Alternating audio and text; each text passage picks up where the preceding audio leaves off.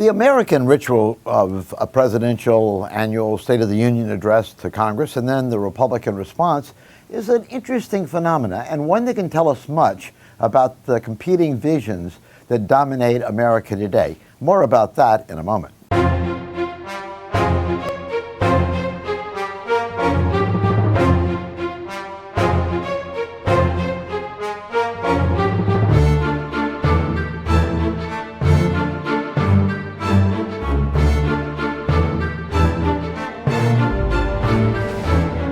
Thomas Sowell has characterized the political process as involving a debate between the unrestrained vision, one where we can achieve all good things without trade-offs, and the restrained vision, which recognizes that life consists of trade-offs. Economists have said for many years that the first law of economics is to recognize that there are trade-offs. Others have pointed out that the first law of politics is to deny the first law of economics. To argue that, yes, in a properly designed world with right people running the right things, we can easily achieve good A and good B with no compromise, no trade-off between the two. You see that in the two speeches that we saw this week.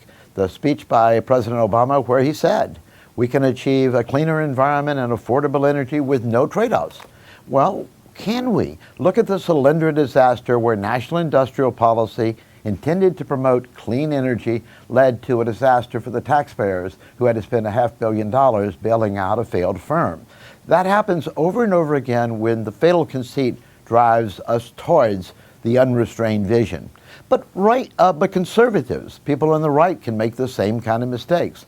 Anarcho-libertarians think, let's just have no government at all. But as our founders recognized, men are not angels. We need some way of restraining that non-angelic impulse that too often leads to fraud, leads to force against our fellow citizens. We also need, however, to recognize that the idea of a magic bullet, a silver bullet, a return to constitutionalism overnight, a attempt to put in a balanced budget amendment. The Founding Fathers were well aware that paper parchment barriers would not restrain the drive of politics to reward special interests, to create the crony capitalism we've seen and the crony unionism we've seen over the last decades.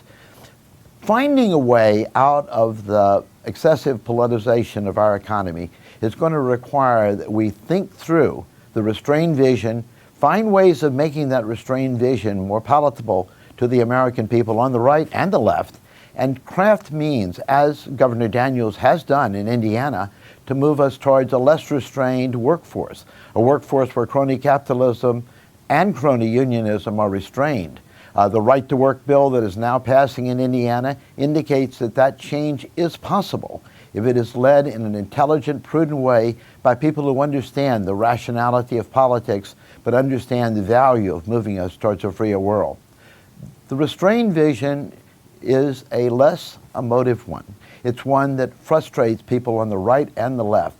But it is a vision that is attainable. It is a vision that America created in this constitutional moment. It's a vision that we should return to today. Finding the leaders who can help us chart that path out of the over-politicized world we live in today is a crisis in America today. It's an opportunity in America today. Returning to the restrained vision and the viable utopia it can create is something that all Americans, right and left, should be working towards.